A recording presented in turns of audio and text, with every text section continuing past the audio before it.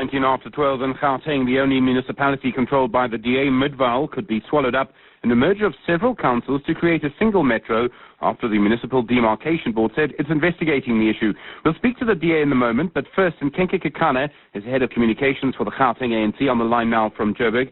And Nkenke, good afternoon to you. Thank you for your time. What's your view on this one? I imagine the ANC would like to get rid of this DA wrinkle in Gauteng. Well, I think the issue of development in Gauteng and throughout South Africa should not criticize the way that the DA is doing it. We don't always agree with the Demarcation Board, and in fact, at our policy conference, we indicated that we do have particular concerns with some of the decisions that have been taken by the Demarcation Board. So the Demarcation Board is not the ANC. What does the ANC stand for? We stand for the integration of small municipalities throughout Gauteng into big metros, the so-called wall-to-wall metros. Why are we doing so? There are a number of considerations. There is the infrastructure characteristics of metros, the political and economic and also cultural aspects related to metros. We need to do away with white enclaves. Gone are the days when the DA can simply talk about Midvaal as their own. The Midvaal is part of Gauteng, it is part of South Africa, and I think we need to integrate all communities into one. So but in Nkenke, at the same time, Midvaal has quite a low population density. It's slightly different to the rest of Gauteng in that it's really small holdings and farms. Shouldn't it be treated differently because it has different issues? We are looking at the South Corridor as an important node. Right. There are important geographic locales that are there, right? In fact, the Midvaal area at South Corridor as a whole faster than you can imagine. And the issue of sustainability, the issue of the quality of life of every community there, not only the small farmers that are there. So we are looking at the South Corridor as a whole as a developmental node. Well, let's talk about the services and let's talk about the rights of the people there in Nkenke and the services that they deserve, because every survey, including the one by the Gauteng provincial government, which is controlled, if I remember correctly, by the ANC, has said that Midvaal services are much better than any other municipality in Gauteng. It's actually not true. I mean, you have talked about a sample here. You're talking about a very small municipality, right? The problems are not as big as in a metro.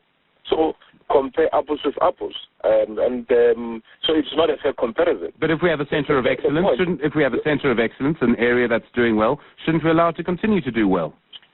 No, the political, the economic characteristics of the South Corridor means that we need to think about metros in Gauteng. All right, we'll have to leave it there. And Nkenke Kekana, head of communication for the Gauteng ANC. Fred Nell is the DA's local government spokesperson for Gauteng on the line from Pretoria. Fred, good day to you. Thank you for your time. The economic case for integration looks fairly strong. Well, no, it's actually not that strong, Stephen. When you look at, if you want to form new municipalities, especially metros, I mean, this isn't the only proposal for a metro in Gauteng. There's also one for the West Rand. It doesn't make economic sense. It's much more expensive to run a metro. It puts a greater burden on a small tax base that's not going to grow significantly in the future. And look, the economy of Gauteng is centered around the existing three metros. The economic argument in that area is actually in favor of Midvaal because that's been the municipality that's had economic growth.